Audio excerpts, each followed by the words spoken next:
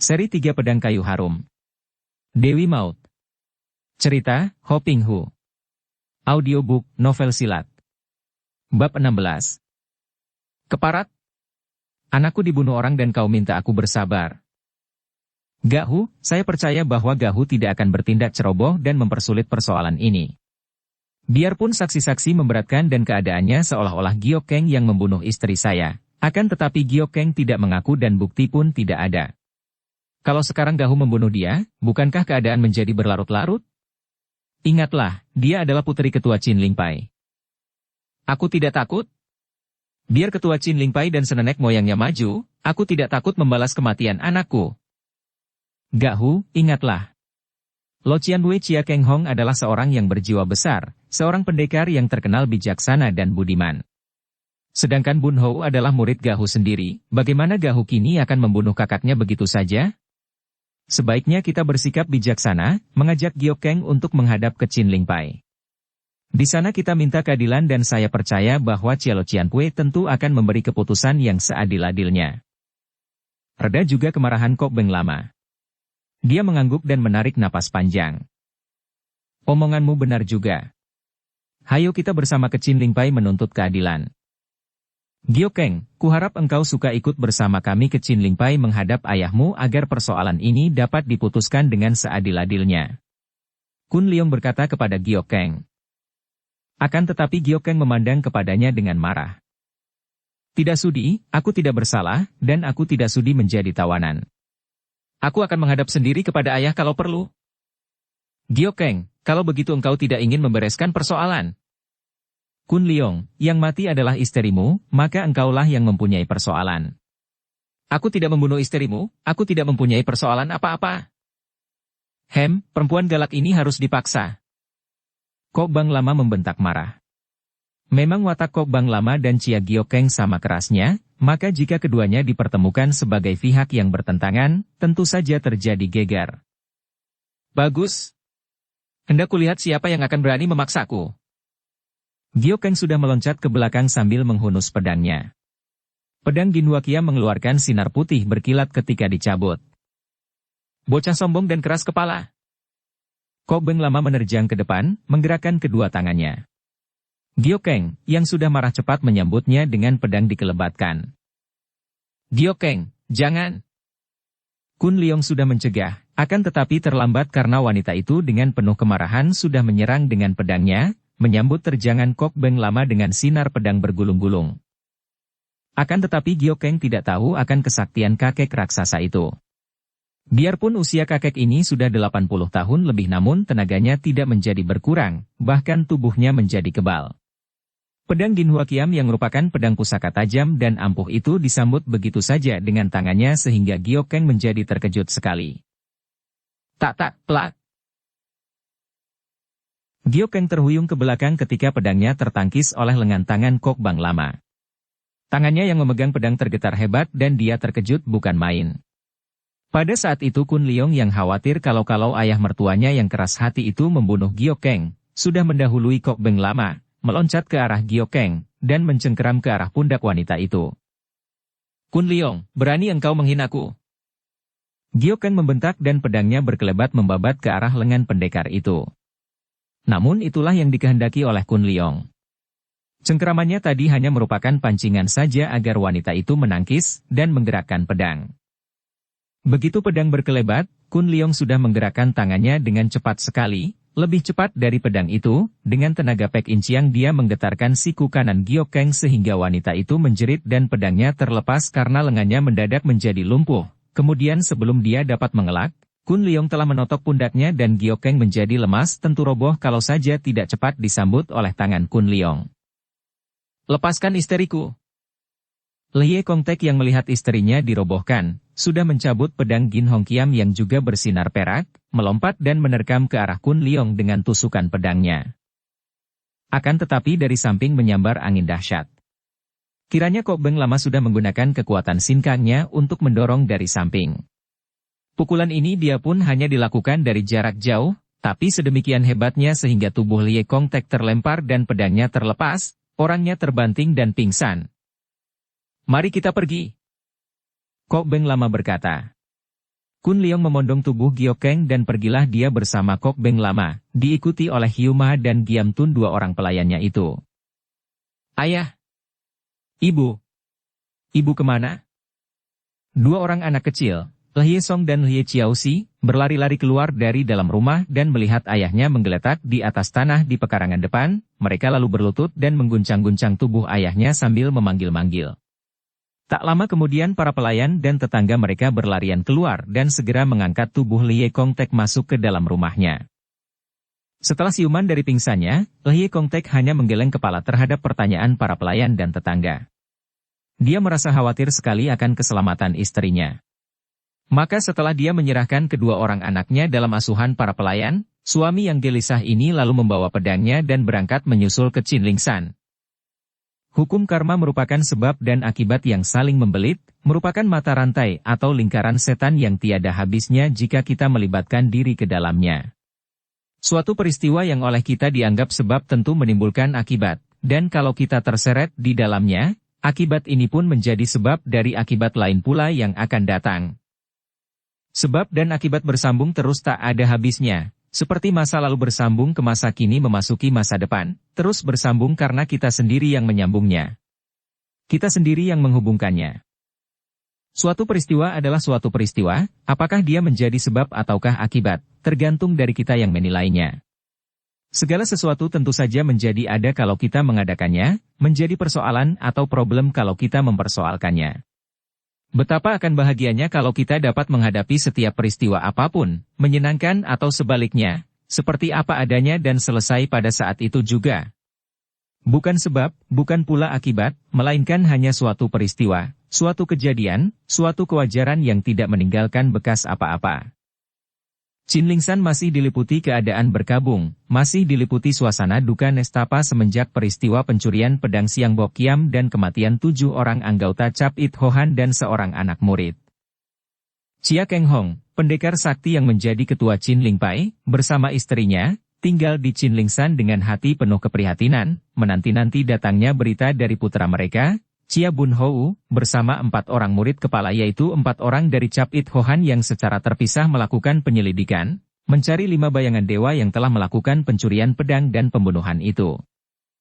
Istri ketua Chin Ling Pai itu, yang bernama Si Biao Eng biarpun sudah berusia 60 tahun, namun masih ada sisa kekerasan hatinya dan merasa tidak puas mengapa suaminya tidak bersama dia melakukan penyelidikan sendiri, melainkan membiarkan putra mereka yang belum berpengalaman itu pergi melakukan penyelidikan. Istriku, tidak semestinya kalau kita berdua yang sudah tua mencari permusuhan. Chia Keng Hong menghibur istrinya. Siapa mencari permusuhan? Kita tinggal dengan tentam di sini, orang lain yang datang membunuh anak murid kita dan mencuri pedang pusaka. Merekalah yang mencari permusuhan, bantah istrinya. Chia Keng Hong menarik napas panjang dan mengangguk-angguk. Aku tahu, akan tetapi aku mempunyai perasaan bahwa 5 bayangan dewa itu tentulah ada hubungannya dengan musuh-musuh yang telah kita basmi di masa yang lalu. Kalau tidak ada dendam sakit hati, tidak mungkin mereka itu tanpa suatu sebab melakukan perbuatan keji itu. Aku sudah merasa menyesal sekali mengapa di waktu muda dahulu aku terlalu mengandalkan kepandaian, menanam bibit permusuhan dengan banyak orang sehingga kini setelah tua, aku dimusuhi orang. Apakah setelah tua engkau menjadi penakut? Istrinya menegur. Sama sekali tidak. Kalau aku seorang yang dimusuhi, hal itu sudah lumrah dan akan kuhadapi dengan tabah karena memang sudah semestinya kalau aku yang menanam dan sekarang aku pula yang memetik buahnya. Akan tetapi celakanya, murid-murid yang tidak tahu apa-apa terseret ke dalam akibat dari perbuatanku di waktu dahulu. Sudahlah, suamiku, yang penting adalah bahwa kita sejak muda dahulu sampai tua sekarang, berada di pihak yang benar. Kita membasmi orang-orang jahat, biar mereka itu akan mendendam sakit hati dan melakukan pembalasan, akan tetapi sampai mati pun kita akan terus menentang kejahatan. Bukankah itu sudah menjadi tugas seorang pendekar? Kembali ketua Chin Ling Pai itu menghela napas panjang dan mengelus jenggotnya. Memang demikianlah pendirian kita. Kita menganggap diri sendiri benar. Akan tetapi sayangnya, orang lain pun, termasuk orang-orang yang kita musuhi, juga menganggap mereka benar. Siapakah yang benar kalau kedua pihak sudah merasakan kebenaran masing-masing? Kita semua hanya terseret oleh kekacauan dunia yang melahirkan semua perbuatan yang jahat, isteriku. Tidak mungkin kejahatan di dunia ini dapat dibasmi dengan kekerasan, karena sebab-sebab timbulnya kejahatan itu masih ada. 1000 macam kejahatan boleh dibasmi, akan tetapi 1000 macam kejahatan yang lain lagi akan timbul, seperti halnya penyakit. Penyakit yang sudah timbul dapat diobati dan disembuhkan, namun penyakit-penyakit lain akan bermunculan dan perang terhadap penyakit tidak akan pernah habis, seperti juga perang terhadap kejahatan. Tidak, isteriku, kejahatan tidak akan pernah habis selama kejahatan itu dapat memasuki hati siapapun juga. Yang hari ini baik, mungkin besok menjadi jahat, sebaliknya yang hari ini jahat, besok mungkin menjadi baik. Kejahatan seperti penyakit, orang yang melakukan kejahatan seperti orang yang sedang sakit, tentu saja orang sakit bisa sembuh. Sebaliknya, yang waras pun sewaktu-waktu bisa saja jatuh sakit. Jadi engkau hendak mengatakan bahwa orang-orang seperti kita ini pun sekali waktu bisa saja jatuh sakit, maksudmu menjadi jahat? Mengapa tidak, isteriku? Kejahatan hanya suatu penyelewengan, bukan milik orang-orang tertentu, seperti juga penyakit, siapapun bisa saja terkena kalau tidak waspada. Siapapun bisa menyeleweng dari kebenaran kalau terdorong oleh sebab-sebab dari kejahatan. Dan apakah sebab kejahatan, suamiku? Engkau bicara seperti bukan seorang pendekar saja, seperti seorang pendeta. Pendekar maupun pendeta pun hanya manusia-manusia biasa saja yang tidak akan terluput daripada ancaman penyakit itu. Penyebab semua kejahatan sumbernya berada di dalam diri sendiri, isteriku, didorong oleh nafsu-nafsu berupa kebencian, kemarahan, iri hati, dendam yang kesemuanya menyeret kita ke dalam lembah pertentangan dan permusuhan, maka timbul perbuatan-perbuatan yang merugikan orang lain dan karena ini oleh yang dirugikan disebutlah kejahatan. Oleh karena itu, baik ia pendekar maupun pendeta, setiap saat dapat saja kejangkitan penyakit itu kalau dia tidak waspada setiap saat terhadap dirinya sendiri. Percakapan mereka terpaksa berhenti ketika seorang anak murid Chin Lingpai dengan sikap tegang melaporkan bahwa di luar terdapat tamu-tamu yang ingin bertemu dengan ketua Chin Lingpai dan istrinya. Melihat sikap anak murid yang mukanya agak pucat dan sinar matanya mengandung ketegangan itu, Chia Keng Hong cepat berkata kepada istrinya, "Mari kita keluar." Si Biao Eng sudah mengenal benar sikap suaminya, maka begitu suaminya mengeluarkan kata-kata itu, dia pun menjadi waspada karena tentu ada sesuatu yang menegangkan hati suaminya. Tanpa banyak cakap dia pun mengikuti suaminya keluar menyambut tamu yang sudah berada di ruangan depan dan agaknya telah dipersilakan duduk oleh anak murid Chin Lingpai yang menjaga di luar. Begitu mereka keluar, Kun Leong telah membebaskan totokan pada tubuh Giok Keng dan nyonya ini terhuyung-huyung menyebut ayah bundanya, menjatuhkan diri berlutut, dan berkata dengan suara terisak. "Ayah, ibu, mereka telah menghinaku." Melihat putrinya berlutut dan menangis, Biao Eng terkejut sekali.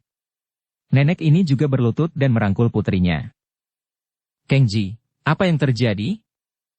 Akan tetapi Giok Keng tidak dapat mengeluarkan kata-kata karena dia sudah menangis terseduh-seduh. Chia Keng Hong yang melihat bahwa yang datang adalah Yap Kun Leong dan Kok Beng Lama bersama dua orang yang kelihatannya sebagai pelayan biasa, menjadi terkejut dan juga terheran-heran. Cepat dia menjura dengan hormat kepada Kok Beng Lama sambil berkata, "Kiranya lo suhu Kok Beng Lama yang datang dan engkau Kun Leong. Agaknya ada urusan yang amat penting sekali sehingga mengejutkan kami. Apakah yang telah terjadi?" Kun Leong tidak mampu menjawab. Berhadapan dengan pendekat sakti yang dihormat dan dijunjungnya tinggi itu, dia menjadi sungkan sekali dan tidak berani bicara. Kok Beng Lama yang berkata, urusan yang amat buruk, Chia Tai Hiap. Harap kau tanyakan kepada putrimu itu saja." Makin terkejutlah hati Chia Keng Hong melihat sikap Kun Leong dan mendengar jawaban Kok Beng Lama itu, dan dia pun menoleh kepada Giok Keng yang masih menangis di pundak ibunya. "Giok Keng, apa yang telah terjadi? Hayo jawab." Keng Hong berkata kepada putrinya yang masih menangis. "Ayah," Giok Keng menjawab tanpa mengangkat mukanya dari pundak ibunya. "Mereka telah menghinaku, mereka telah menawanku dengan kekerasan, membawaku ke sini dengan kekerasan dan dengan paksa. Mereka menotokku dan menyeretku ke sini, ayah, mereka benar-benar telah menghinaku dan menuduh aku menjadi pembunuh." Giok Keng menangis lagi.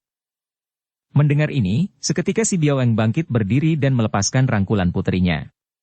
Mukanya menjadi merah, matanya bersinar-sinar seperti mengeluarkan api dan dia memandang berganti-ganti kepada Kun Leong dan Kok Beng Lama seolah-olah hendak ditelannya kedua orang itu. Keparat! Si Biao Eng sudah berseru dengan kemarahan meluap. Sungguh tidak memandang sebelah mata kepada ayah dan ibu Chia Giok Keng, berani benar bersikap sewenang-wenang dan menghina anakku. Kok Beng Lama, apa artinya ini? Kun Leong, apakah engkau hendak menantang kami? Nyonya tua itu sudah marah sekali dan kalau saja lengannya tidak dipegang oleh suaminya, agaknya dia sudah menerjang maju dan menyerang kedua orang itu. Supek dan Supek Bo, Wah Guru, saya, istri saya. Kun Leong tidak mampu melanjutkan karena dia menjadi gugup sekali. Memang dia tahu bahwa perbuatan mereka memaksa Giok Keng ke Chin Ling Pai merupakan penghinaan, akan tetapi hal itu dilakukannya untuk mencegah Kong Beng Lama membunuh Giok Keng. Memang sukar bagi dia menghadapi Kok Beng Lama yang keras hati dan kini menghadapi ibu Giok Keng yang tidak kalah galaknya. Hayo katakan. Mengapa kalian menghina Giok Keng? Apa hubungannya dengan istrimu? Si Biao Eng membentak, makin marah. Istri Tecu mati terbunuh. Chia Keng Hong terkejut sekali mendengar itu dan mukanya berubah, pandang matanya ditujukan kepada Kun Leong dengan penuh iba dan alisnya berkerut. Akan tetapi si Biao Eng yang baru saja mengalami kedukaan karena 8 orang anak muridnya dibunuh orang dan pedang pusaka dicuri orang, kini masih marah oleh keadaan Giok Keng, maka tanyanya dengan suara masih ketus. Istrimu mati dibunuh orang, apa hubungannya dengan Giok Keng? Mengapa kau menghinanya? Toanio, kami datang minta keadilan. Anakku Pek Hong Ing itu dibunuh oleh anak nyonya ini. Ucapan Kok Beng Lama itu membuat Chia Keng Hong menjadi makin terkejut sekali, dia mengeluarkan seruan keras dan meloncat ke belakang, menoleh dan memandang kepada putrinya dengan mata terbelalak. Juga si Biao Eng terkejut bukan main, akan tetapi ibu ini tentu saja membela anaknya dan dia cepat mendekati Giok Keng sambil bertanya. Kengji, benarkah engkau membunuh istri Kun Leong? Dan kalau benar, apa sebabnya? Jelas bahwa membunuh atau tidak, si Biao Eng siap untuk membela anaknya itu. Oh, ibu. Kembali Giok Keng menubruk dan merangkul kaki ibunya, menangis. Aku tidak membunuhnya, ibu. Aku tidak membunuhnya. Cukup. Hentikan tangismu, tenanglah. Biar setan pun, akan kulawan kalau dia berani menuduhmu yang bukan-bukan. Hayo, bangkit dan berdirilah. Si Biao Eng membentak dan Giok Keng lalu bangkit berdiri. Kepalanya menunduk, si Biao Eng kini melangkah ke depan, menghadapi Kun Leong dan Kok Beng Lama, hidungnya kembang kempis, matanya seperti mengeluarkan api saking marahnya. Kalian sungguh tidak tahu aturan. Kalian menggunakan kepandaian untuk menghina anakku, memaksanya dan menawannya seolah-olah dia seorang penjahat. Aku yang menjadi ibunya tidak terima akan perlakuan dan penghinaan ini. Omitohut. Kasih seorang ibu memang membuta, biar anaknya berdosa sekalipun, tetap akan dibelanya. Anakmu telah membunuh anakku, dan aku minta diganti dengan nyawa. Kau menuduh dengan membuta, Kok Beng Lama. Dan andai kata anakku membunuh seseorang, itu pun tentu dilakukan karena suatu hal. Kau minta ganti nyawa? Nyawamu sendiri gantinya. Jangan. Chia Keng Hong berseru, akan tetapi si Biao Eng sudah menerjang dengan dahsyatnya, menghantam ke arah dada dan perut Kok Beng Lama dengan pukulan bertubi-tubi dari ilmu ngotok ciang, tangan 5 racun, yang selain mengandung racun juga didorong oleh tenaga yang amat dahsyat dan kuat. Plak-plak des. Si Biao Eng kalah tenaga dan dia terlempar ke belakang, terhuyung sampai beberapa langkah. Losu, tak baik memamerkan kepandaian di sini. Chia Kam Hong menjadi tidak senang melihat istrinya terdesak itu dan dia sudah menggerakkan tangannya, siap untuk menghadapi Lama yang sebetulnya adalah guru dari puteranya sendiri itu. Akan tetapi pada saat itu, Kun Leong meloncat di tengah-tengah dan cepat dia berkata dengan suara lantang. Supek. Gahu. Tahan dulu. Tidak ada gunanya pertempuran di antara kita sendiri. Ada urusan dapat diurus dengan kebenaran. Supek, sebelum Supek dan Supek Bo mendengarkan urusannya, mengapa telah menyalahkan kami? Harap Supek berdua suka lebih dulu mendengarkan apa yang telah terjadi, baru mengambil keputusan. Kalau Supek berdua menganggap saya bersalah dalam urusan ini, saya menyerahkan nyawa saya kepada Supek berdua untuk kedosaan saya memaksa Giok Keng ikut datang ke Chin Ling Pai. Mendengar ucapan Kun Leong itu, Chia Keng Hong menjadi sadar dan dia cepat memegang lengan istrinya, mencegah istrinya yang sudah melolos sabuk sutra putih yang merupakan senjata yang amat ampuh itu. Kun Leong benar, kita tidak boleh menuruti nafsu amarah, biarlah kita dengarkan apa yang telah terjadi sebetulnya. Kun Leong, ceritakanlah apa yang telah terjadi, mari kita duduk sambil bicara dengan baik-baik.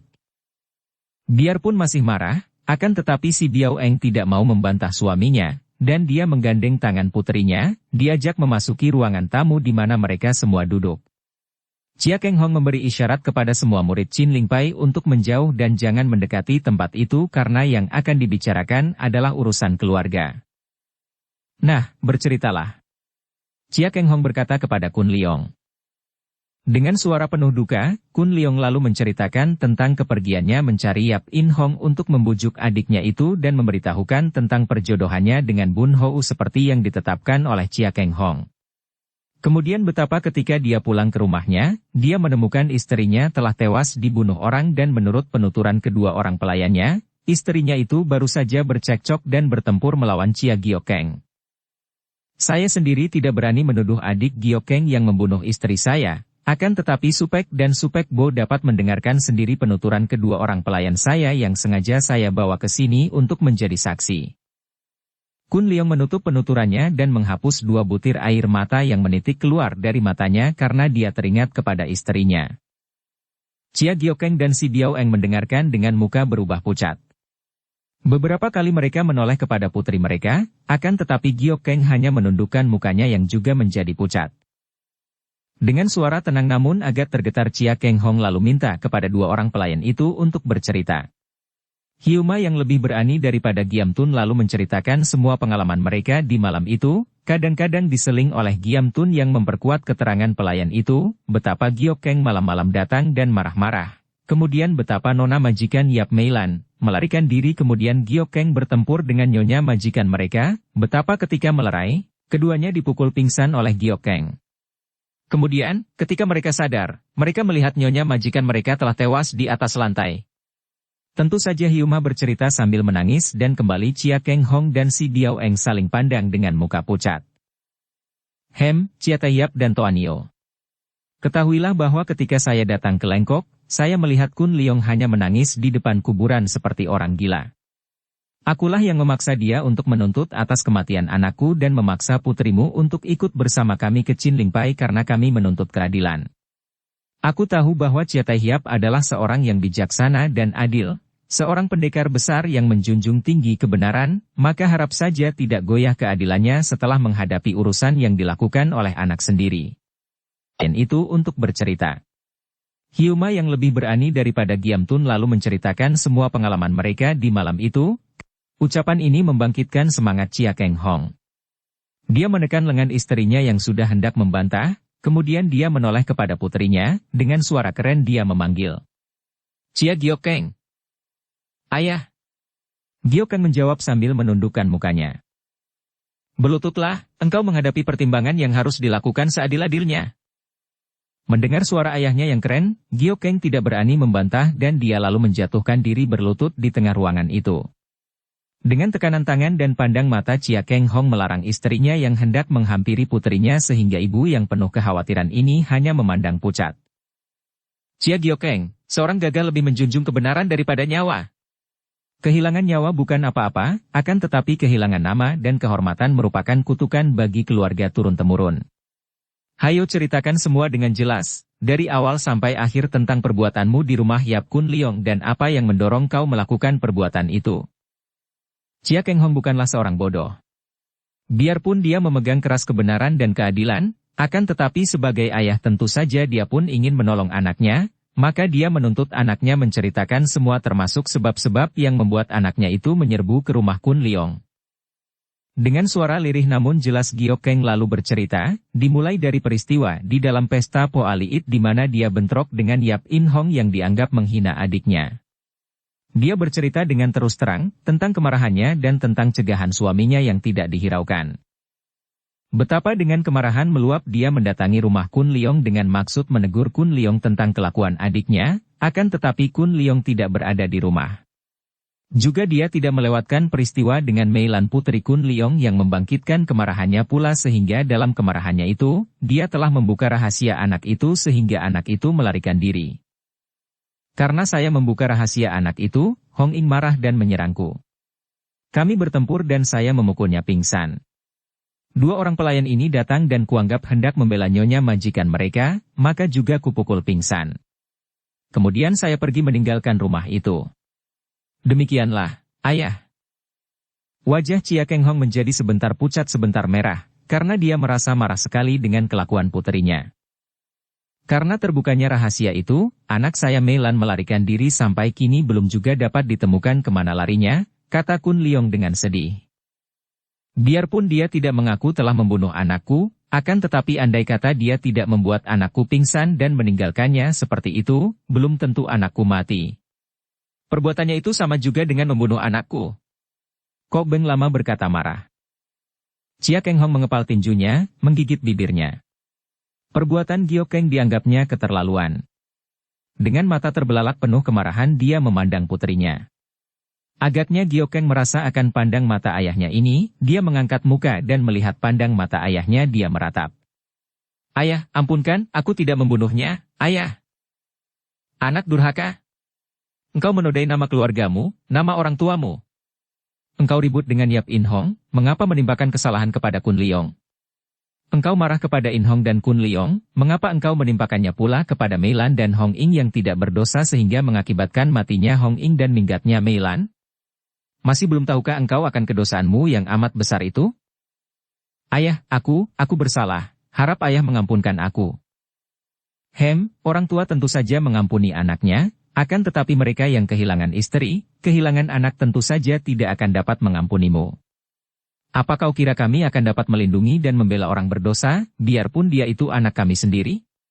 Kau tahu apa yang patut dilakukan seorang gagah yang telah menyadari akan kedosaannya? Berkata demikian, tangan Chia Keng Hong bergerak dan sebatang pedang meluncur dan menancap di depan Giok Keng, di atas lantai, sampai gagang pedang itu tergetar dan mengeluarkan bunyi mengaung. Ai! Si Biao Eng menjerit. Ayah!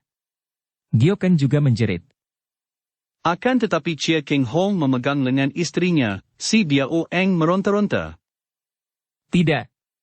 Jangan. Tidak boleh begitu. Suamiku, kau tidak boleh menyuruh dia membunuh diri. Tidak.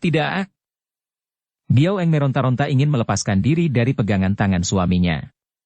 Chia Keng Hong lalu menggerakkan jari tangannya dan cepat sekali menotok tengkuk istrinya. Si Biao Eng menjadi lemas dan pingsan di atas kursinya, dirangkul suaminya yang memandangnya dengan muka pucat sekali. Chia Giok Keng, daripada melihat engkau terbunuh dan terhukum di tangan orang lain, lebih baik melihat engkau mati sebagai seorang gagah yang menebus dosanya sendiri, berkata Chia Keng Hong pula, dengan suara dingin, sambil merangkul istrinya yang pingsan dan memandang kepada putrinya yang masih berlutut. Dukung channel Novel Silat dengan subscribe, follow, like, komen dan share. Dengan muka pucat Giok Keng memandang pedang yang masih tergetar itu, lalu dia mengangkat muka memandang ayahnya.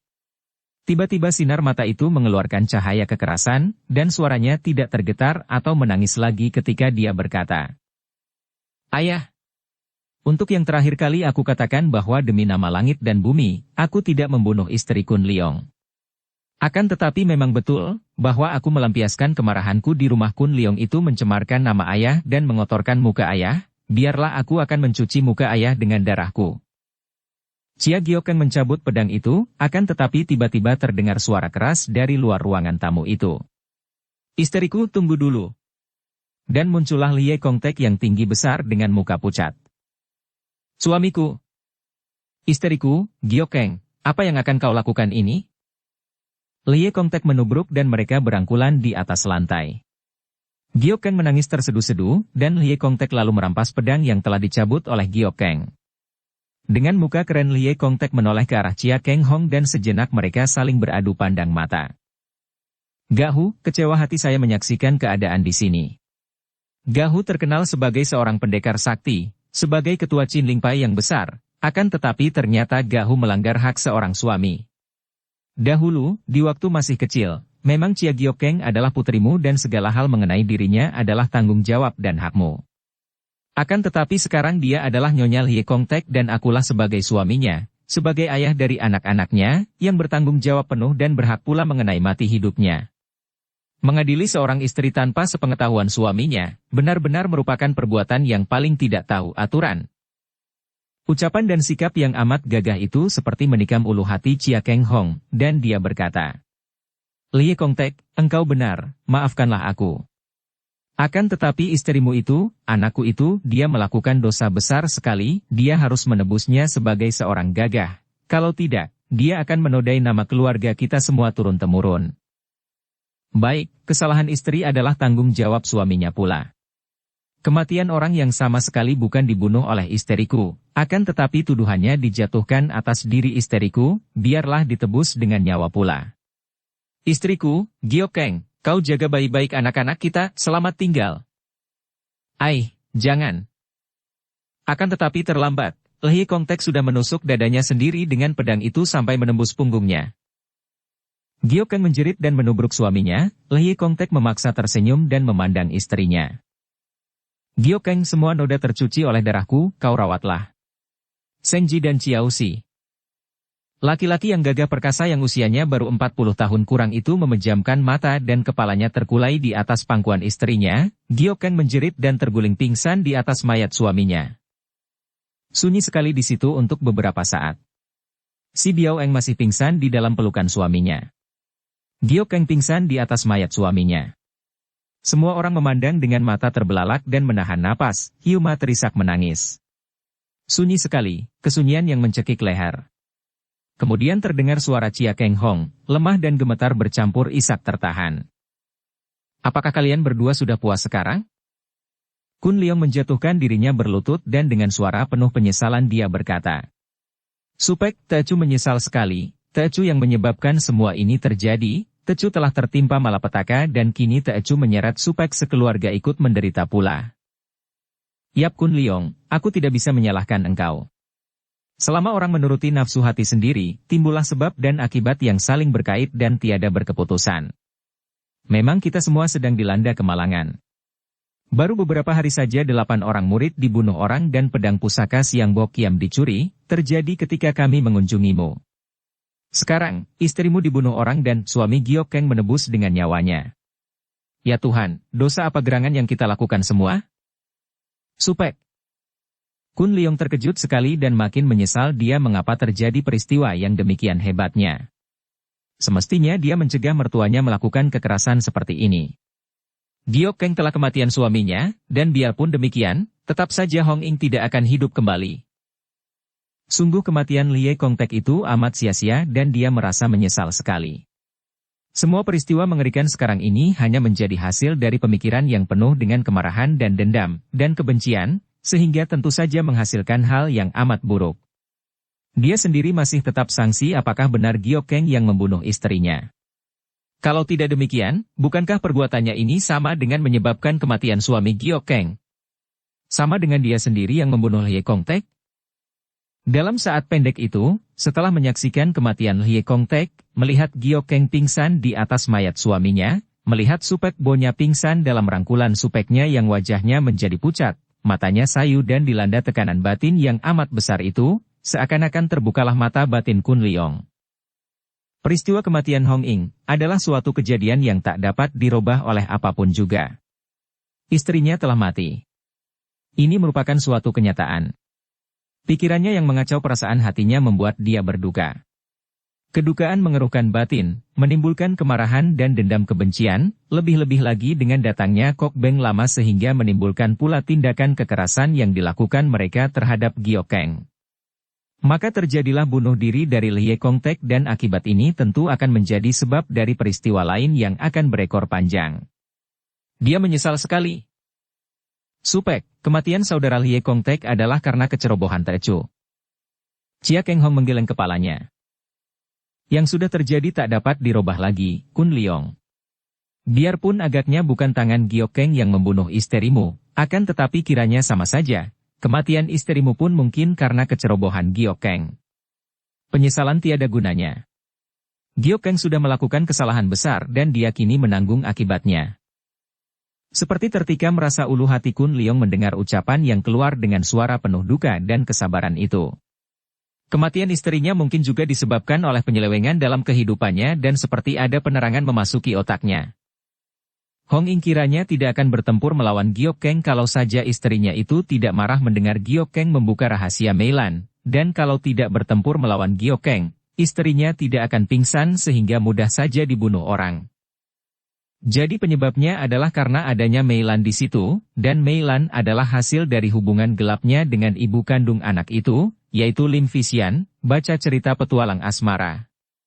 Kalau tidak ada Meilan, kalau tidak pernah terjadi perbuatannya yang menyeleweng dengan Fisian, agaknya belum tentu kalau istrinya tercinta itu dibunuh orang.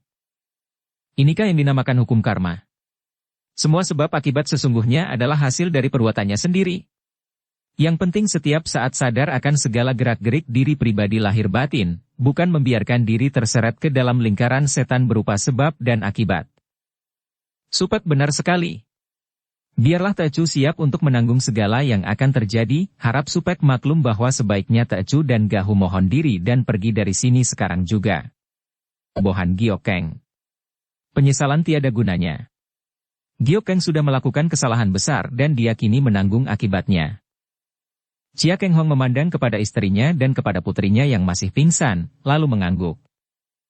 Kurasa sebaiknya begitulah, Kun Leong. Dan kepada Kok Beng lama ketua Chin Ling Pai itu berkata, Selamat jalan, Lo Suhu, dan harap maafkan saja penyambutan kami yang begini tidak menyenangkan atas kunjungan Lo Suhu. Pendeta gundul itu sejak tadi termenung dan memandang kepada mayat Lie Kong Tek, hanya mendengarkan percakapan mereka dan kelihatan seperti orang linglung. Mendengar ucapan Chia Keng Hong, dia lalu berkata, suaranya seperti orang yang hendak menangis. Sambutanmu baik sekali, Tai Hiap, terlalu baik malah. Anakku mati, dan di sini aku melakukan dosa besar. Hong Ying, ayahmu telah menjadi gila. Setelah berkata demikian, tanpa pamit lagi pendeta itu berkelebat dan lenyap dari tempat itu. Chia Kong Hong menghela napas panjang dan hanya mengangguk ketika Kun Leong berpamit dan memandang pendekar itu pergi diikuti oleh dua orang pelayannya. Pikiran pendekar sakti ini melayang-layang. Betapa sayang dia kepada Kun Leong, betapa kagum dan suka dia kepada pendekar itu yang dahulu ingin sekali dia ambil menjadi mantunya, menjadi suami Giok Keng. Akan tetapi, kalau pemuda itu mau memenuhi permintaannya, adalah Giok Keng yang tidak setuju dan putrinya itu akhirnya menikah dengan seorang pria lain, pilihannya sendiri, yaitu Lie Kong Tek. Dan sekarang, putrinya menimbulkan gara-gara, menyebabkan kematian istri Kun Leong dan peristiwa ini disusul pula dengan kematian suami Giok Keng. Mengapa di antara kedua orang yang dahulu dia inginkan menjadi jodoh masing-masing itu kini nampaknya seolah-olah selalu timbul pertentangan di antara mereka? Kengji, mana anakku? Si Biao Eng sudah siuman begitu dia sadar, dia segera mencari-cari Giok Keng dengan pandang matanya. Ketika melihat Giok Keng menggeletak pingsan di atas mayat suaminya, dia menjerit dan menubruk. Giok Keng! Mantuku, apa yang terjadi? Si Biao Eng memeriksa dan melihat bahwa Giok Keng tidak apa-apa, hanya pingsan, akan tetapi Lie Kong Tek telah tewas dengan pedang menancap di dada menembus punggung. Dia mencelat ke depan suaminya dan memandang dengan muka pucat dan mata terbelalak. Apa yang terjadi? Kenapa Kong Tek mati? Dan mana iblis-iblis keparat tadi? Matanya jelalatan ke kanan kiri seperti mata orang gila. Chia Keng Hong menahan kegetiran hatinya dan dia cepat bangkit dan memeluk istrinya dengan penuh kasih sayang. Betapa istrinya yang tercinta ini di hari tuanya mengalami kegoncangan batin yang demikian hebat. Tenanglah, istriku. Tenanglah, segala telah terjadi dan tidak dapat dirubah lagi oleh kegelisahan dan kegoncangan kita. Giok Keng tidak apa-apa, akan tetapi suaminya telah mengambil keputusan pendek, mewakili istrinya dan membunuh diri untuk menebus dosa istrinya. Oh, si keparat Kun Leong. Iblis tua Kok Beng lama. Di mana mereka? Biar aku mengadu nyawa dengan mereka. Si Biao Eng menjerit-jerit, akan tetapi suaminya merangkulnya, dan mendekapnya, sambil berbisik-bisik menghibur. Biao Eng, istriku, apakah setelah tuan kau malah tidak mau tunduk kepadaku? Mendengar bisikan suaminya ini, lemaslah seluruh tubuh si Biao Eng dan dia menangis di dalam pelukan suaminya. Akan tetapi mendengar penjelasan suaminya yang dilakukan dengan sabar sambil berbisik-bisik, dia mulai dapat melihat kenyataan dan mulai sadar bahwa betapapun juga, Kun Leong yang menerima pukulan batin hebat, karena istrinya mati dibunuh orang itu sama sekali tidak dapat dipersalahkan dan betapapun juga. Giok Kang telah melakukan kesalahan sehingga mengakibatkan Putri Kun Leong melarikan diri dan istrinya dalam keadaan pingsan terpukul oleh Giok Kang telah dibunuh orang. Maka dalam keadaan sadar ini si Biao Eng sambil bercucuran air mata dapat menghibur Giok Kang ketika istri ini siuman dan menangis sesenggukan, menangisi kematian suaminya yang mengorbankan diri untuk mewakilinya menebus dosa. Chia Keng Hong mengumpulkan semua anggota Chin Ling Pai dan dengan suara keren dan memperingatkan semua anak buah Chin Ling Pai untuk merahasiakan apa yang telah terjadi di Chin Ling San pada hari itu dan hanya mengabarkan bahwa mantu ketua Chin Ling Pai telah meninggal dunia karena menderita sakit. Para anak buah Chin Ling Pai memang tidak ada yang melihat bagaimana matinya Lie Kong Tek, akan tetapi karena mereka melihat bahwa pada waktu itu Chin Ling Pai kedatangan pendekar Yap Kun Leong dan Kok Beng Lama bersama dua orang pelayan dari Lengkok. Diam-diam mereka menduga bahwa kematian mantu ketua mereka tentunya ada hubungannya dengan para tamu itu. Akan tetapi mereka tidak berani menduga sembarangan dan semua menutup mulut setelah menerima pesan dan peringatan keras dari ketua mereka. Untuk kedua kalinya selama beberapa pekan saja, Chin Ling Pai berkabung dan jenazah Lie Kong Tek dikubur di lereng Gunung Chin Ling San, dihadiri oleh para penduduk di sekitar pegunungan itu. Chia Giok Kang kelihatan tenang-tenang saja dan sudah tidak banyak menangis lagi. Akan tetapi wajahnya agak pucat, sinar matanya sayu dan muram, rambutnya agak awut-awutan dan kering, pakaian berkabung berwarna putih itu menambah kemuraman wajahnya. Hidup. Betapa penuh rahasia, manusia tenggelam timbul. Dalam permainannya, terhimpit di antara suka dan duka, matang mengeriput di antara tangis dan tawa. Selalu mengejar kesenangan. Selalu menghindari ketidaksenangan. Menimbulkan perbandingan. Dan pilihan. Oleh Dwi Unsur, Im Yang. Manusia dipermainkan. Mengapa suka? Mengapa duka? Mengapa mengejar kepuasan? Mengapa menghindari kekecewaan? Hadapilah semua ini. Dengan kewaspadaan wajar dan murni, tidak menolak, tidak menerima. Hanya memandang apa adanya. Bebas dari pengalaman dan pengetahuan. Tidak mencari, tidak menyimpan. Di dalam apa adanya, kenyataan. Mengandung keindahan, cinta kasih, kebenaran. Bersambung ke bab 17. Dukung kami dengan subscribe, follow, like, komen dan share. Terima kasih.